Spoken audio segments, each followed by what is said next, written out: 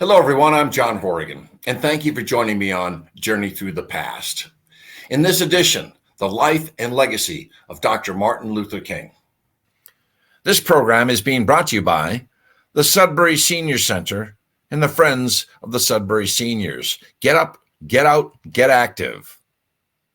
The views and opinions expressed are those of the author and do not necessarily reflect the official policy or position of the Friends of the Sudbury Seniors or the Sudbury Council on Aging. Any content that I provide is of my own personal opinion and is not intended to malign any religion, ethnic group, club, organization, company, individual, or anyone or anything.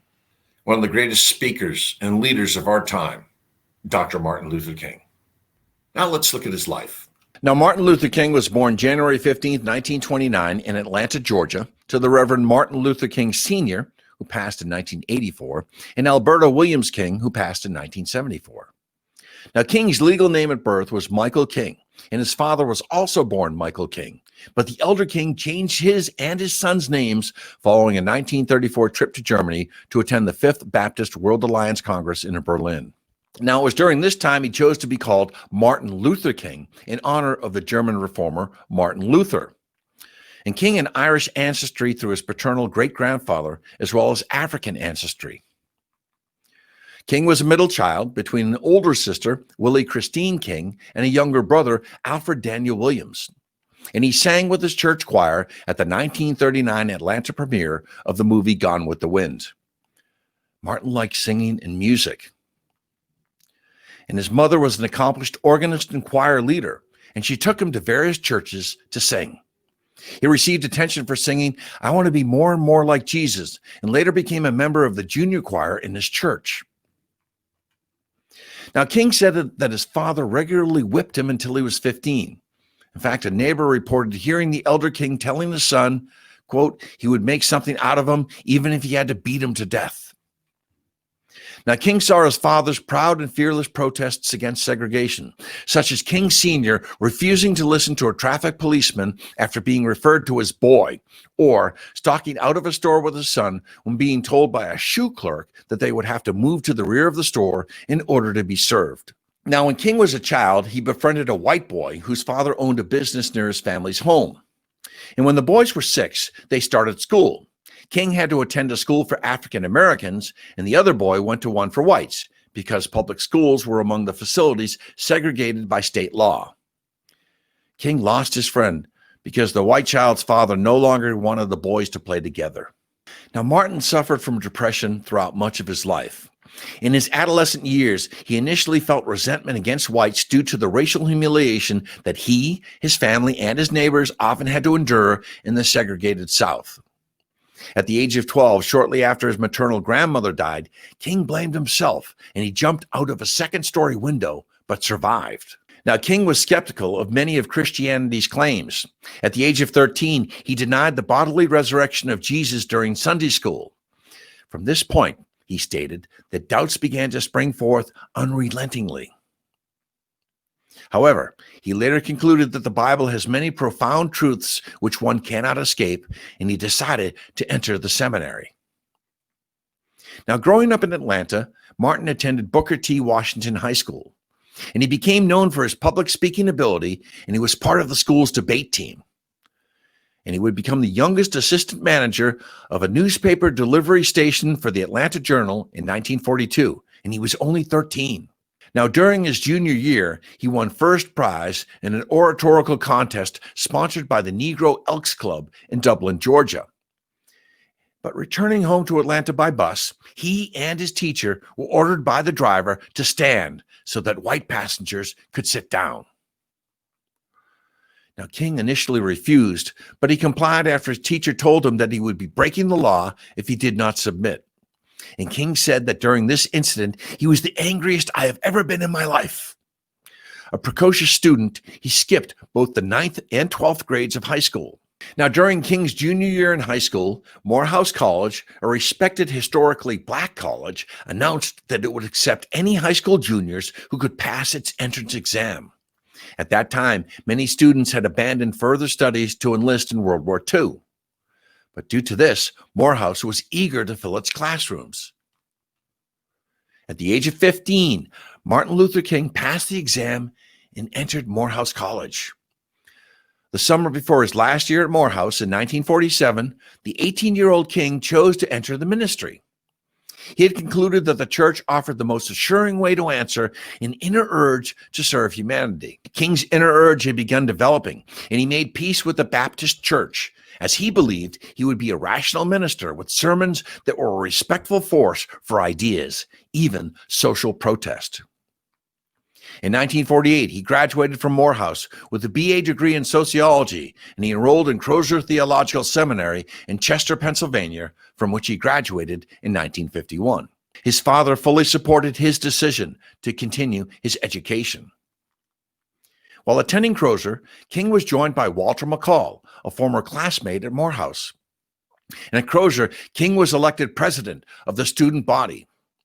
The African-American students of Crozer, for the most part, conducted their social activity on Edward Street. King became fond of the street because a classmate had an aunt who prepared collard greens for them, which they both relished.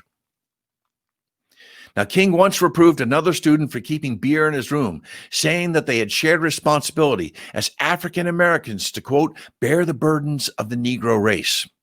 For a time, he was interested in Walter Rauschenbusch's social gospel. In his third year at Morehouse, King became romantically involved with the white daughter of an immigrant German woman who worked as a cook in the school's cafeteria.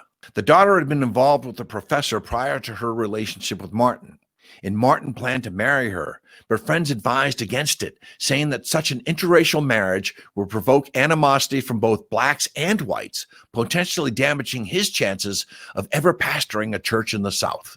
King tearfully told a friend that he could not endure his mother's pain over the marriage, and he broke the relationship off 6 months later. He continued to have lingering feelings towards the woman he left.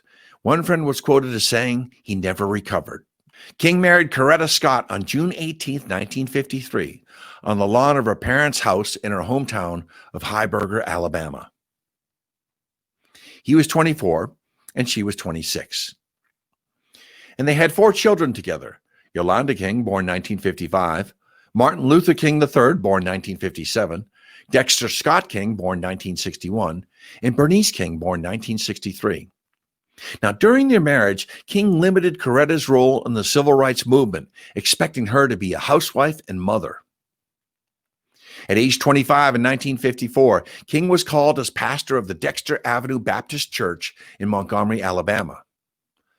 King began doctoral studies in systematic theology at Boston University, and he received his PhD degree on June 5, 1955, with a dissertation on a comparison of the conceptions of God in the thinking of Paul Tillich and Henry Nelson Wyman. Now, while pursuing doctoral studies, King worked as an assistant minister at Boston's historic 12th Baptist Church with Reverend William Hunter Hester, who was an old friend of Martin's father, and he became an important influence on King. Decades later, an academic inquiry in October of 1991 concluded that portions of his dissertation had been plagiarized and he had acted improperly. However, despite its finding, the committee said that no thought should be given to the revocation of Dr. King's doctoral degree, an action that the panel said would serve no purpose. The committee also found that the dissertation still makes an intelligent contribution to scholarship. A letter is now attached to the copy of King's dissertation, now held in the university library, noting that numerous passages were included without the appropriate quotations and citations of sources. In March of 1955, a 15-year-old schoolgirl in Montgomery, Alabama, Claudette Colvin, refused to give up her bus seat to a white man in compliance with Jim Crow laws, local regulations in the southern United States that enforced racial segregation. Now, King was on the committee from the Birmingham African-American community that looked into the case, but because Colvin was pregnant and unmarried, E.D. Nixon and Clifford Durr, pictured here, decided to wait for a better case to pursue. And that came. On December 1st, 1955, Rosa Parks was arrested for refusing to give up her seat. She remained seated to stand for her civil rights. And the Montgomery bus boycott, urged and planned by Nixon and led by King, soon followed. The boycott would last for 385 days, and the situation became so tense that Martin's house was bombed. King was arrested during this campaign, which concluded with the U.S. District Court ruling in Browder versus Gale that ended racial segregation on all Montgomery public buses. King's role in the bus boycott transformed him into a national figure and the best-known spokesman of the civil rights movement. In 1957, King, Ralph Abernathy, Fred Shuttlesworth, Joseph Lowery, and other civil rights activists founded the Southern Christian Leadership Conference, or the SCLC. Now, the group was created to harness the moral authority and organizing power of Black churches to conduct nonviolent protests in the service of civil rights reform. One of the group's inspirations were the crusades of evangelist Billy Graham, who befriended King after he attended a Graham crusade in New York City in 1957. King led the SCLC until his death. Now, the SCLC's 1957 prayer pilgrimage for freedom was the first time Martin addressed a national audience. Other civil rights leaders involved in the SCLC with King included James Bevel, Alan Johnson, Curtis W. Harris, Walter E. Fauntroy, C.T. Vivian, Andrew Young, the Freedom Singers, Charles Evers, Cleveland Robinson, Randolph Blackwell, Annie Bell Robinson Devine, Charles Kenzie Steele, Alfred Daniel Williams King, Benjamin Hooks, Aaron Henry, and Bayard Rustin. On September 20th, 1958, while signing copies of his book Stride Toward Freedom in Bloomstein's department store in Harlem, New York, King narrowly escaped death when Isola Curry, a mentally ill African-American woman who believed he was conspiring against her with communists, stabbed him in the chest with a letter opener. And after emergency surgery, King was hospitalized for several weeks, while Curry was found mentally incompetent to stand trial.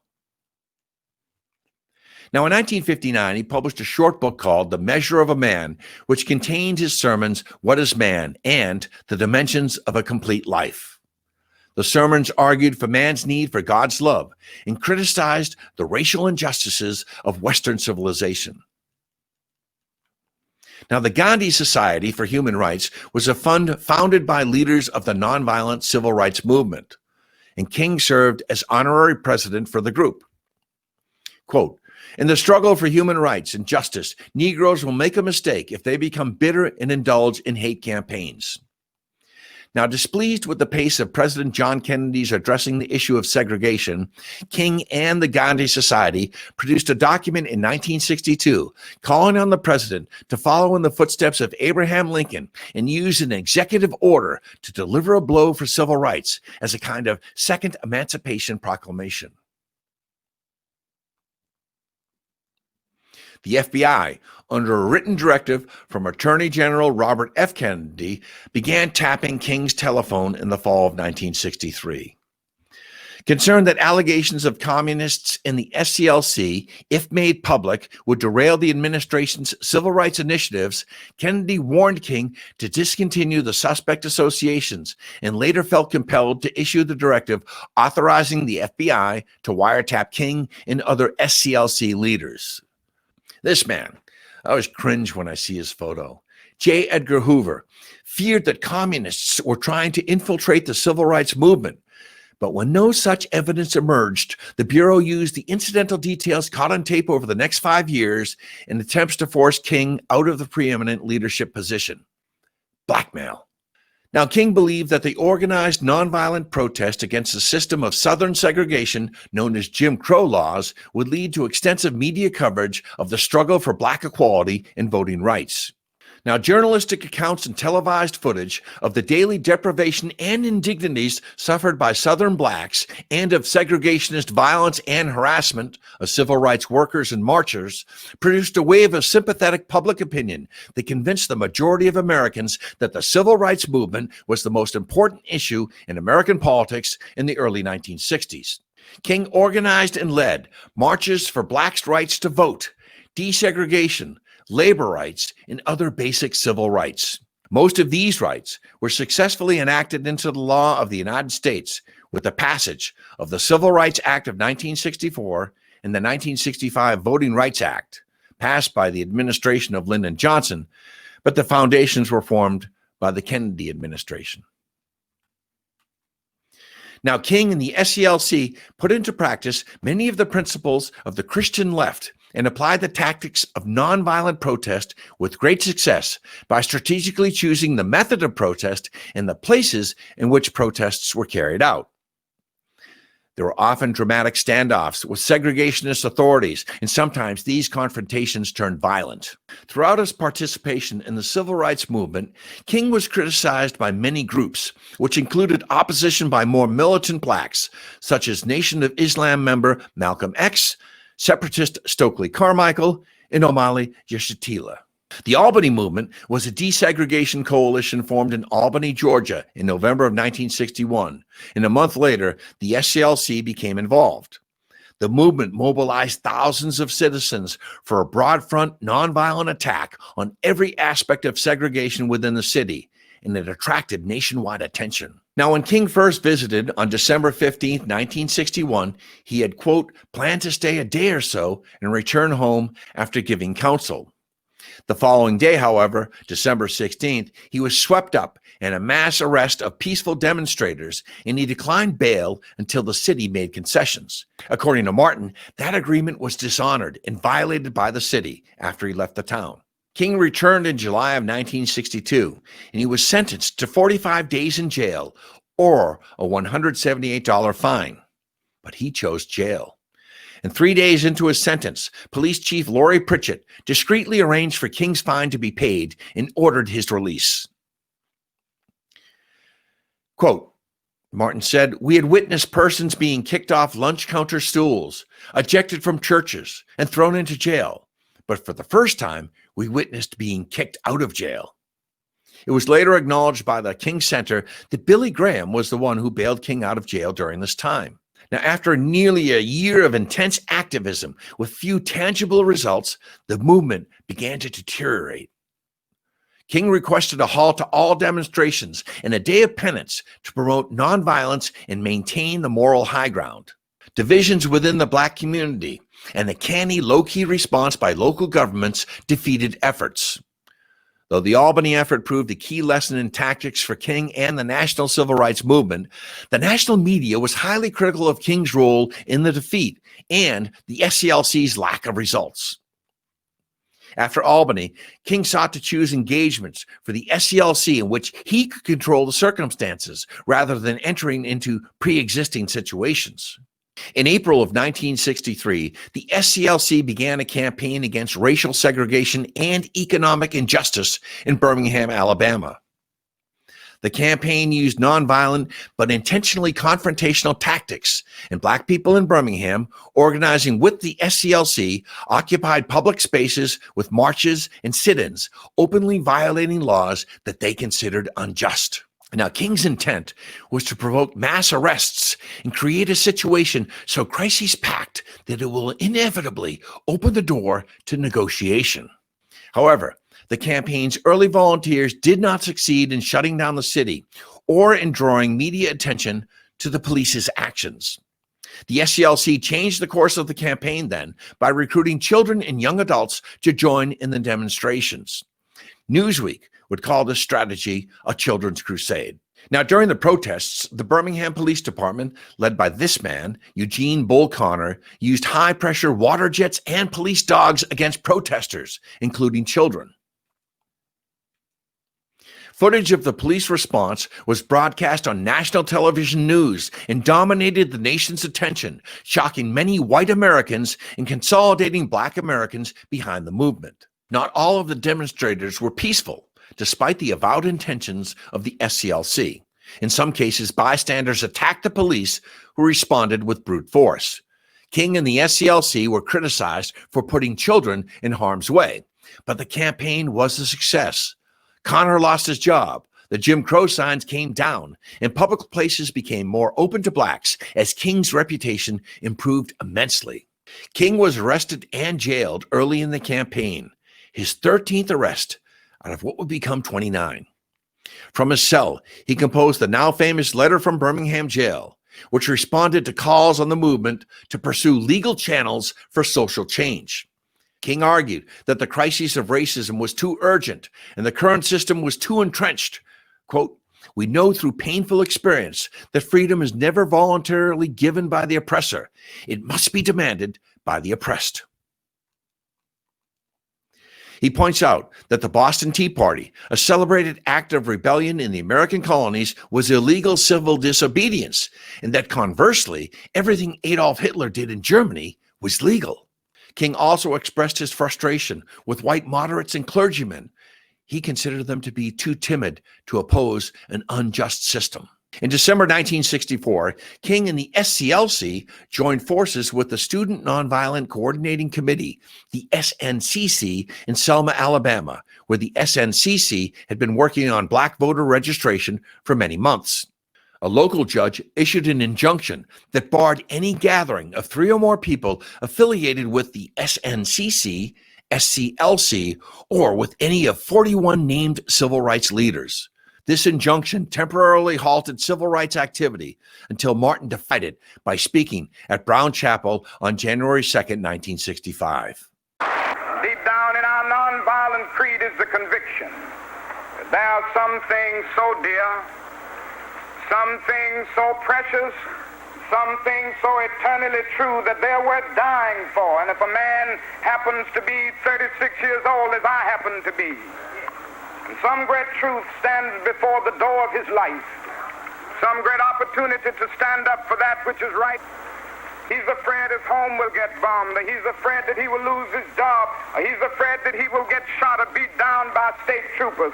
He may go on and live until he's 80, but he's just as dead as 36 as he would be at 80, and the cessation of breathing in his life is merely the belated announcement of an earlier death of the spirit. He died.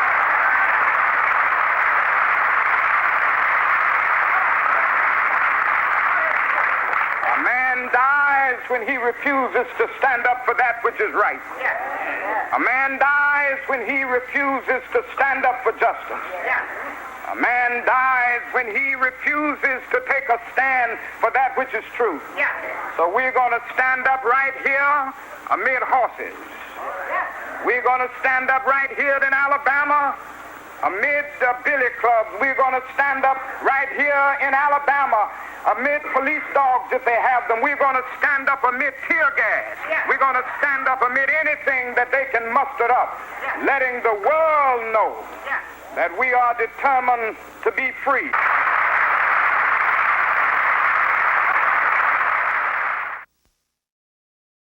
King was instrumental in the organization of the March on Washington for Jobs and Freedom, which took place on August 28, 1963. The other leaders and organizations comprising the Big Six were Roy Wilkins from the National Association for the Advancement of Colored People, the NAACP, Whitney Young, National Urban League, A. Philip Randolph, Brotherhood of Sleeping Car Porters, John Lewis, SNCC, and James L. Farmer Jr. of the Congress of Racial Equality. Now, Martin is most famous for his I Have a Dream speech, which he gave in front of the Lincoln Memorial during the 1963 March on Washington for Jobs and Freedom. Now, the march originally was conceived as an event to dramatize the desperate condition of blacks in the southern United States and an opportunity to place organizers' concerns and grievances squarely before the seat of power in the nation's capital.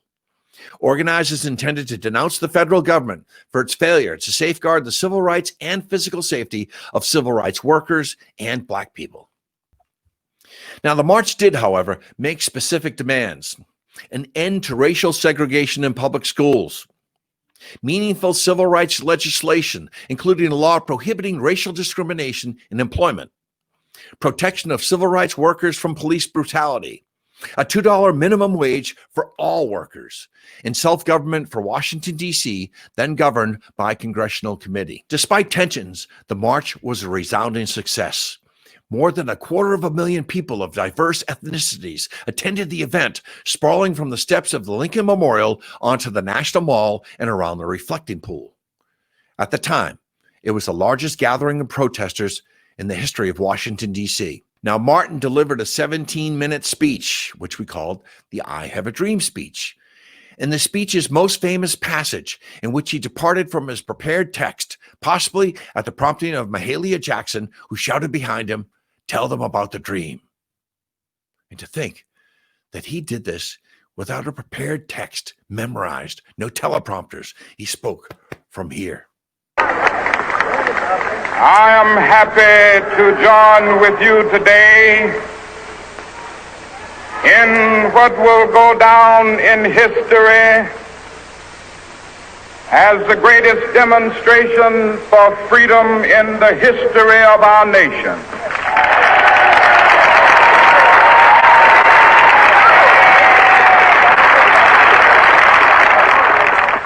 Five score years ago, a great American in whose symbolic shadow we stand today signed the Emancipation Proclamation. This momentous decree came as a great beacon light of hope to millions of Negro slaves who had been seared in the flames of withering injustice.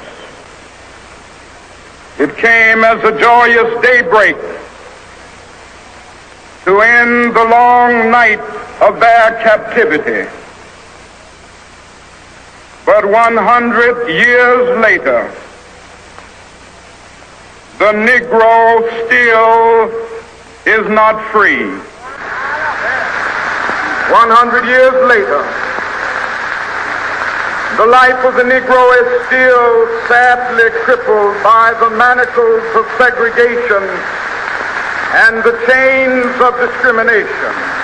100 years later, the Negro lives on a lonely island of poverty in the midst of a vast ocean of material prosperity. 100 years later,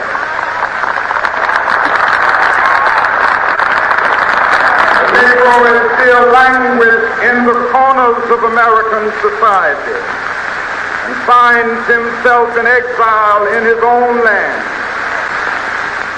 When the architects of our republic wrote the magnificent words of the Constitution and the Declaration of Independence, they were signing a promissory note to which every American was to fall heir.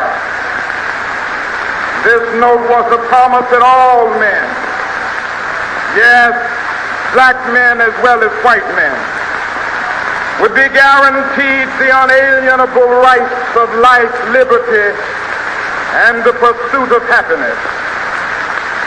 It is obvious today that America has defaulted on this promissory note insofar as her citizens of color are concerned.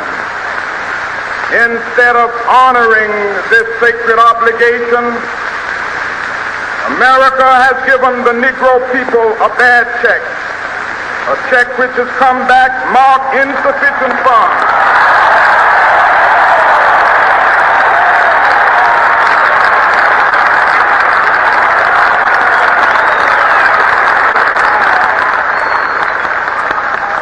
But we refuse to believe that the Bank of Justice is bankrupt.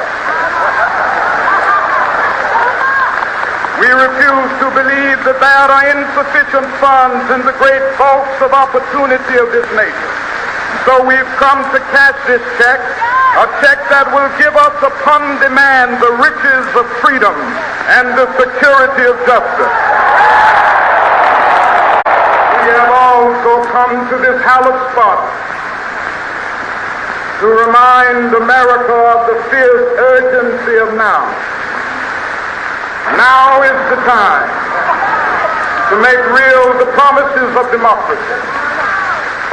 Now is the time to rise from the dark and desolate valley of segregation to the sunlit path of racial justice.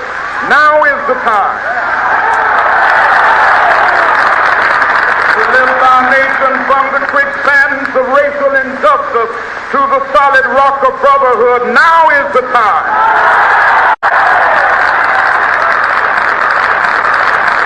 There are those who are asking the devotees of civil rights, when will you be satisfied? We can never be satisfied as long as the Negro is the victim of the unspeakable horrors of police brutality. We cannot be satisfied as long as a Negro in Mississippi cannot vote and a Negro in New York believes he has nothing for which to vote.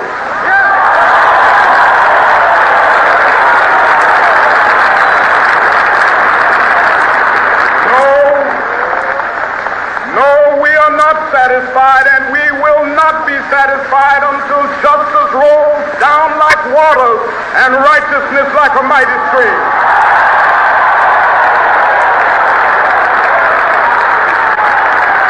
Let us not wallow in the valley of despair. I say to you today, my friend,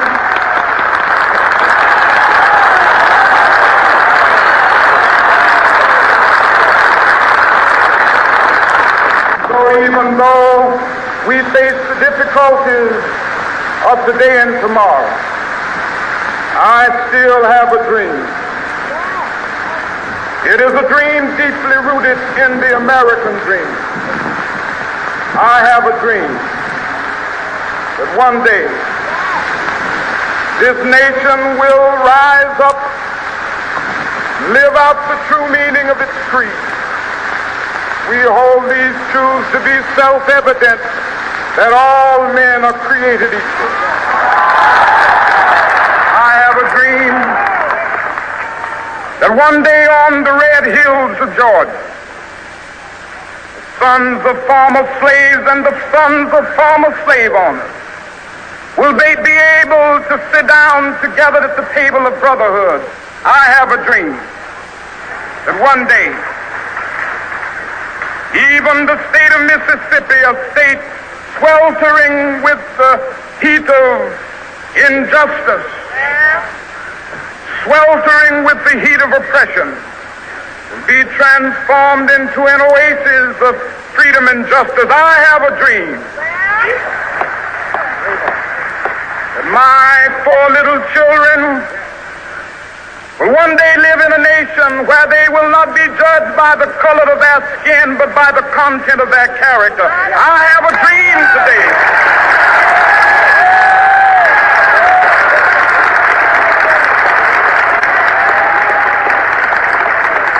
I have a dream that one day, down in Alabama, with its vicious racists, with its governor having his lips dripping with the words of interposition and nullification.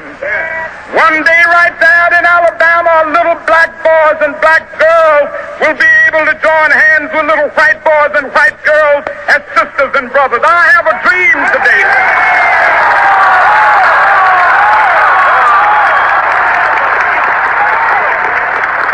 I have a dream that one day every valley shall be exalted. Every hill and mountain shall be made low, the rough places will be made plain, and the crooked places will be made straight, and the glory of the Lord shall be revealed, and all flesh shall see it together. This is our hope. This is the faith that I go back to the South with. With this faith, we will be able to hew out of the mountain of despair a stone of hope. With this faith, we will be able to transform the jangling discords of our nation into a beautiful symphony of brotherhood. With this faith, we will be able to work together, to pray together, to struggle together, to go to jail together, to stand up for freedom together, knowing that we will be free one day. This will be the day. This will be the day when all of God's children be able to sing with new meaning, my country tears of thee. Sweet land of liberty of thee I sing. Land where my fathers died, land of the pilgrim's pride. From every mountainside, let freedom ring. And if America is to be a great nation, this must become true. So let freedom ring. From the prodigious hilltops of New Hampshire, let freedom ring. From the mighty mountains of New York, let freedom ring from the heightening Alleghanies of Pennsylvania. Let freedom ring from the snow-capped Rockies of Colorado. Let freedom ring from the curvaceous slopes of California. But not only that, let freedom ring from Stone Mountain of Georgia. Let freedom ring from Lookout Mountain of Tennessee. Let freedom ring from every hill and molehill of Mississippi, from every mountainside. Let freedom ring, and when this happens, when we allow freedom ring, when we let it ring from every village and every hamlet, from every state and every city, we will be able to speed up that day when all of God's children, black men and white men, Jews and Gentiles, Protestants and Catholics, will be able to join hands and sing in the words of the old Negro spiritual, free at last, free at last. Thank God Almighty, we are free at last.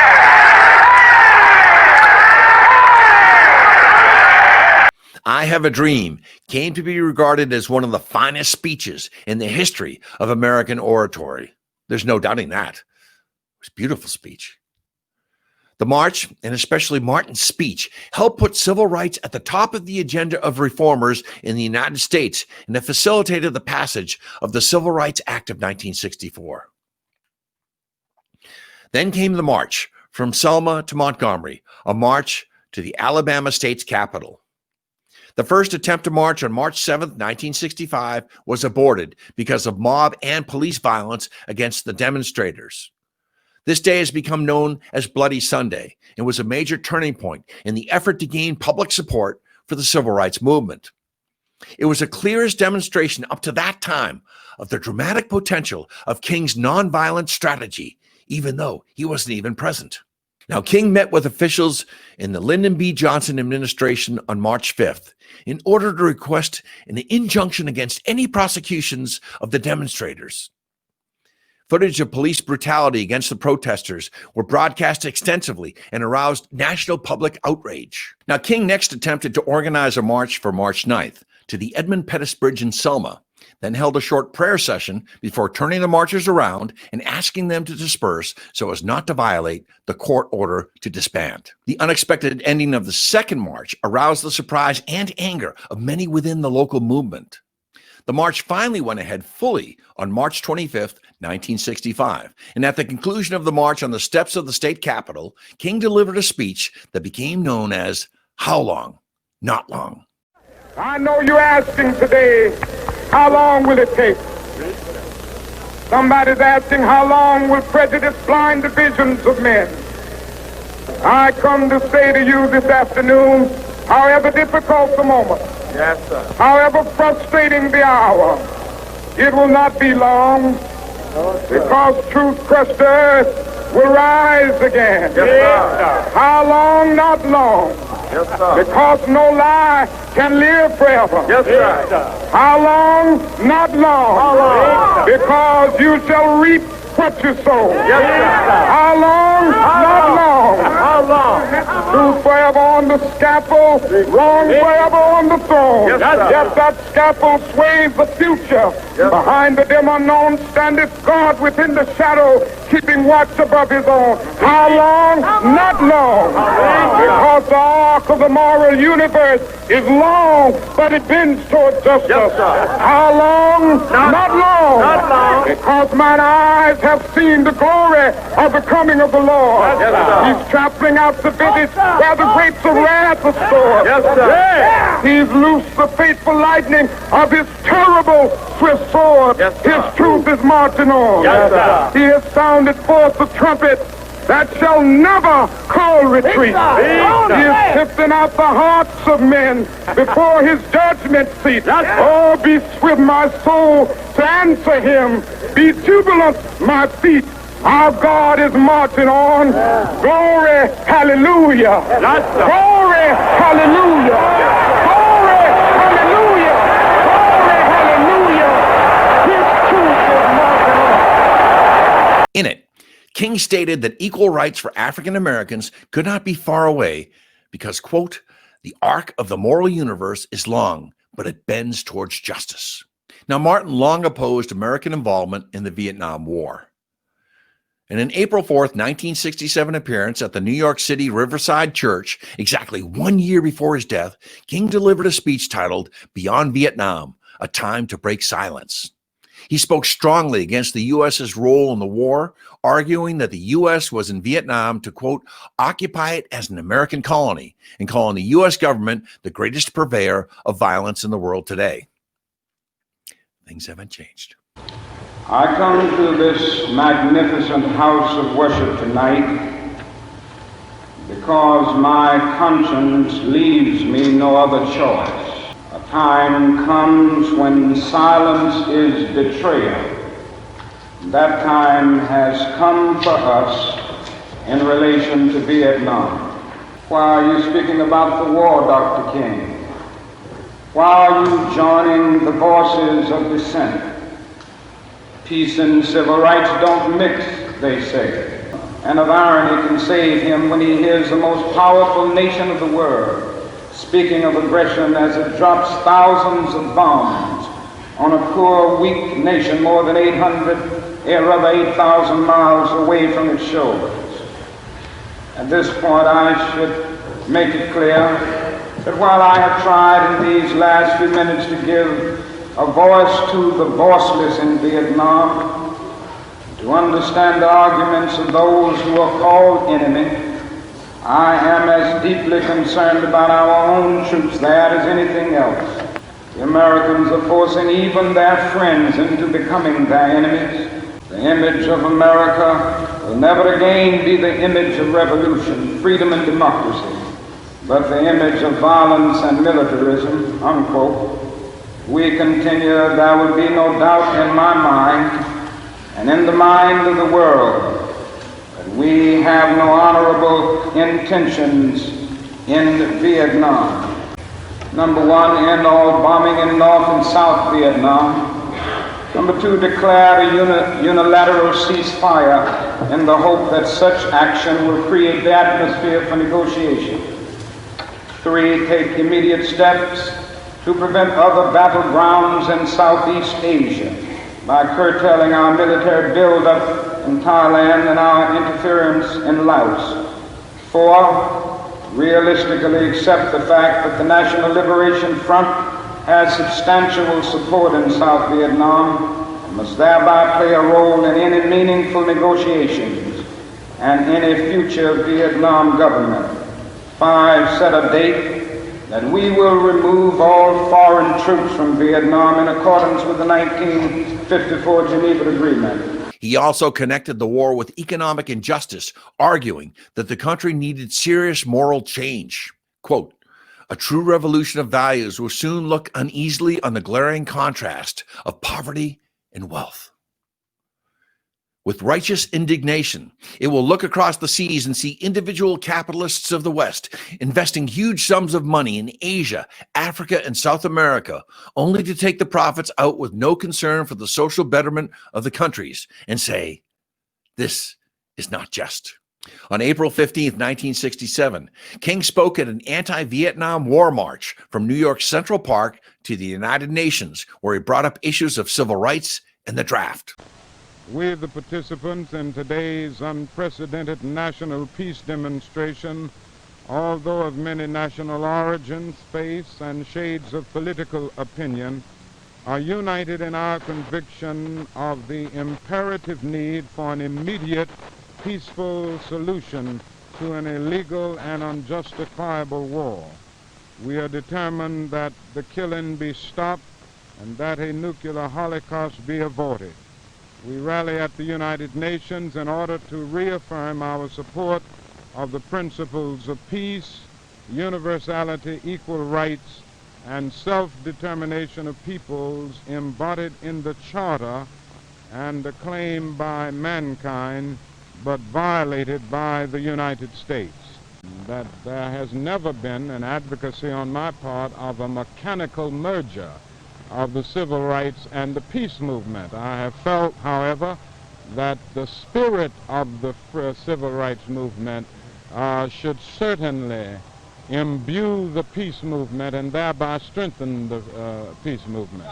Well, I hope it will arouse an awareness on the part of many, many people in our country, and in arousing an awareness on the part of many people, cause them to take a stand in their own personal ways against what we consider a very unjust and unjustifiable war, and a war that is terribly damaging the soul of our nation. The issues are inextricably tied together. In the final analysis, there can be no peace without justice, and there can be no justice without peace. Quote, I have not urged a mechanical fusion of the civil rights and peace movements. There are people who have come to see the moral imperative of equality, but who cannot yet see the moral imperative of world brotherhood. I would like to see the fervor of the civil rights movement imbued into the peace movement to instill it with greater strength. And I believe everyone has a duty to be in both the civil rights and peace movements. But for those who presently choose but one, I would hope they will finally come to see the moral roots common to both. The importance of the hippies is not in their unconventional behavior, but in the fact that hundreds of thousands of young people, in turning to a flight from reality, are expressing a profoundly discrediting view on the society they emerged from. On January 13th, 1968, the day after President Johnson's State of the Union address, King called for a large march on Washington against, quote, one of history's most cruel and senseless wars. Quote, we need to make clear in this political year to congressmen on both sides of the aisle and to the President of the United States that we will no longer tolerate, we will no longer vote for men who continue to see the killings of Vietnamese and Americans as the best way of advancing the goals of freedom and self-determination in Southeast Asia. I want to make it very clear that I'm going to continue with all of my might, with all of my energy, and with all of my action to oppose that abominable, evil, unjust war in Vietnam.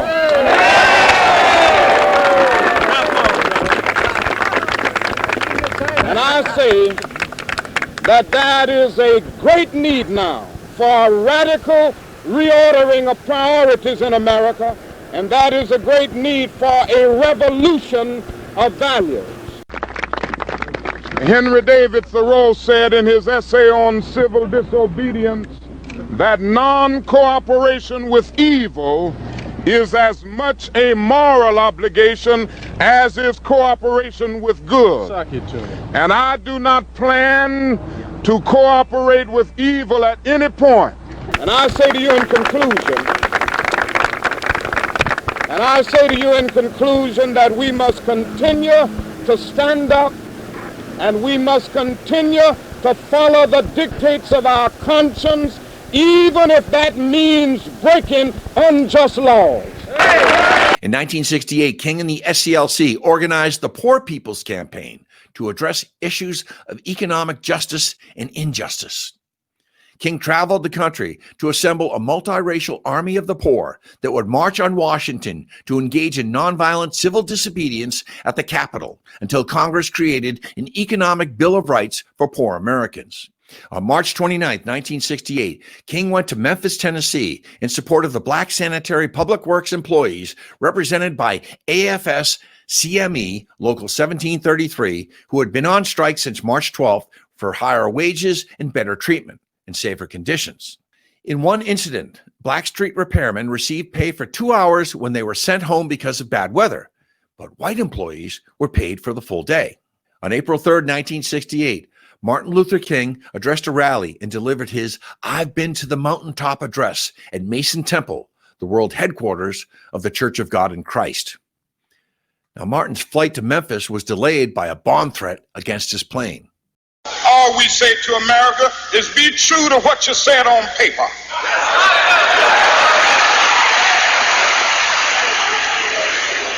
If I lived in China or even Russia or any totalitarian country, maybe I could understand some of these illegal injunctions. Maybe I could understand the denial of certain basic First Amendment privileges because they haven't committed themselves to that over there. But somewhere I read of the freedom of assembly. Somewhere I read of the freedom of speech. Somewhere I read of the freedom of press. Somewhere I read that the greatness of America is the right to protest far right.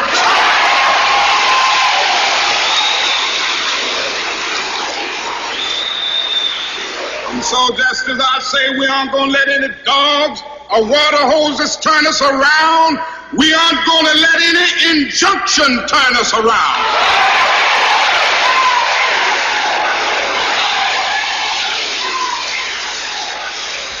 Well, I don't know what will happen now. We've got some difficult days ahead. But it really doesn't matter with me now, because I've been to the mountaintop. I don't mind. Like anybody, I would like to live a long life. Longevity has its place. But I'm not concerned about that now. I just want to do God's will. And He's allowed me to go up to the mountain. And I've looked over and I've seen the promised land. I may not get there with you, but I want you to know tonight that we as a people will get to the promised land.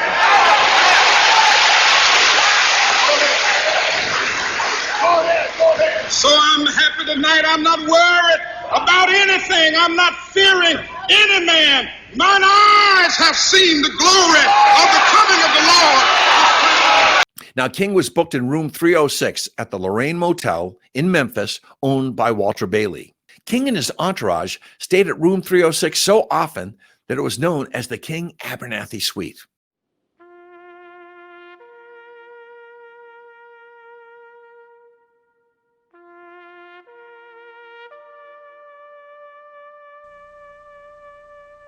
This is a CBS News special report.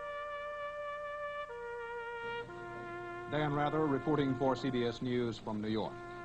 The Reverend Martin Luther King Jr. was shot to death by an assassin late today as he stood on a balcony in Memphis, Tennessee. Dr. King had planned to lead another civil rights march in Memphis next Monday.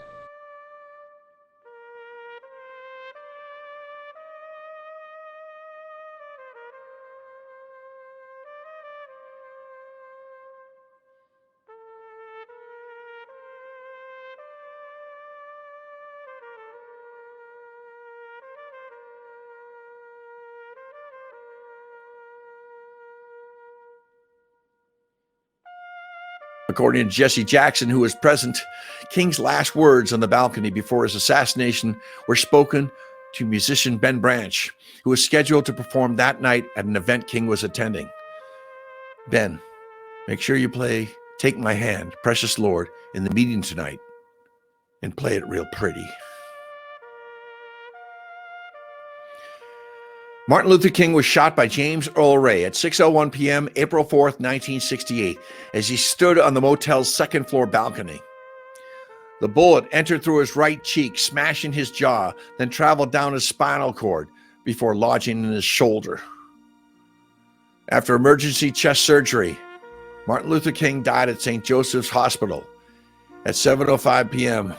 on April 4th, 1968.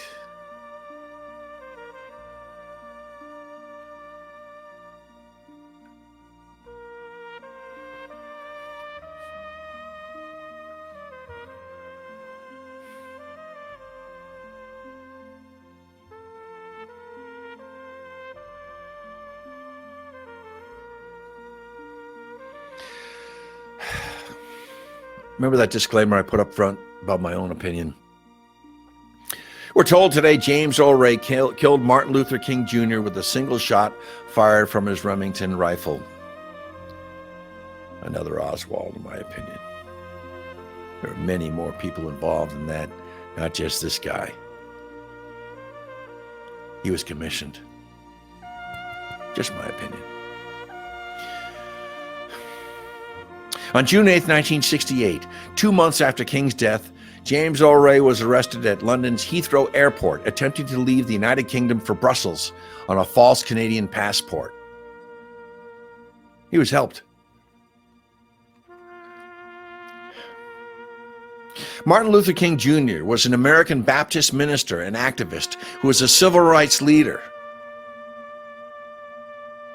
He's best known for his role in the advancement of civil rights using nonviolent civil disobedience based on his Christian beliefs. On October 14, 1964, Martin Luther King received the Nobel Peace Prize for combating racial inequality through nonviolent resistance. Any man who deserved that prize, he did. In 1968, Martin was planning a national occupation of Washington, D.C. to be called the Poor People's Campaign when he was assassinated on April 4th in Memphis, Tennessee.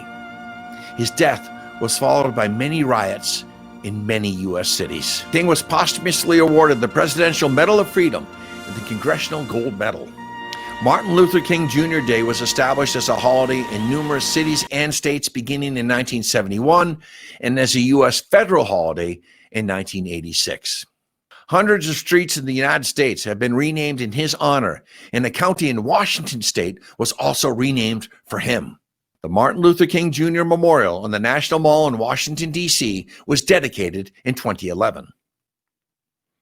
Quote, "Everybody can be great because anybody can serve. You only need a heart full of grace, a soul generated by love." In closing, I just wish you the greatest of holidays and hope that you have a wonderful new year. I got a feeling 21 is going to be a good year. I'd like to show you the first song that I've ever recorded, along with a video. It's called "I Believe in Father Christmas."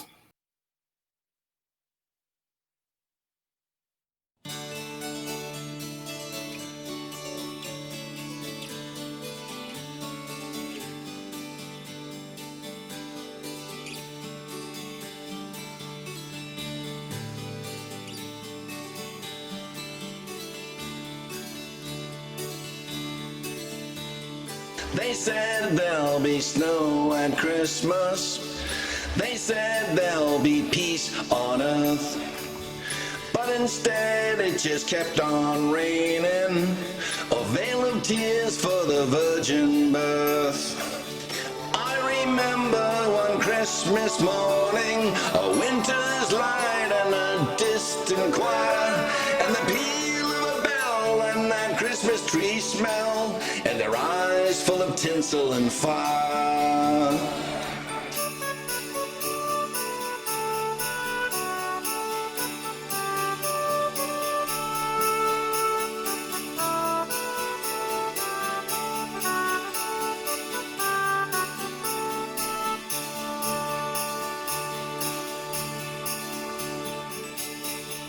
They sold me a dream of Christmas.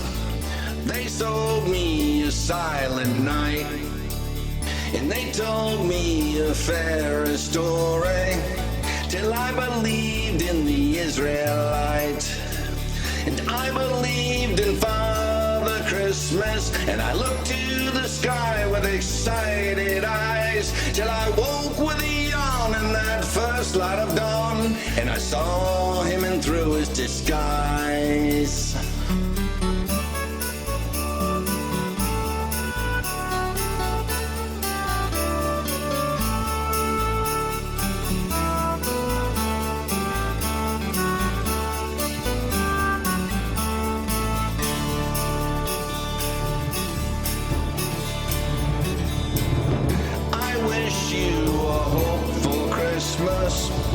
I wish you a brave new year.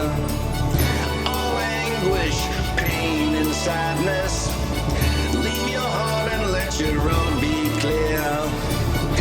They said there'll be snow at Christmas.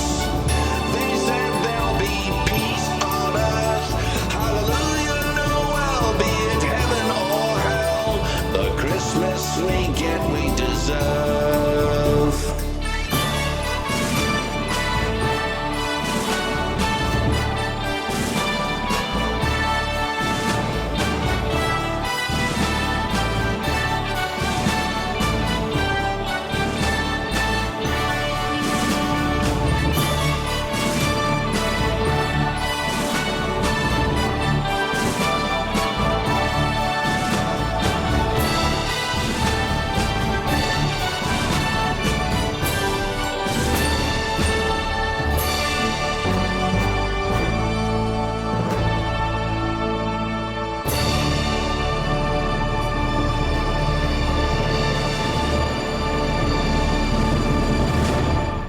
I'm John Horrigan.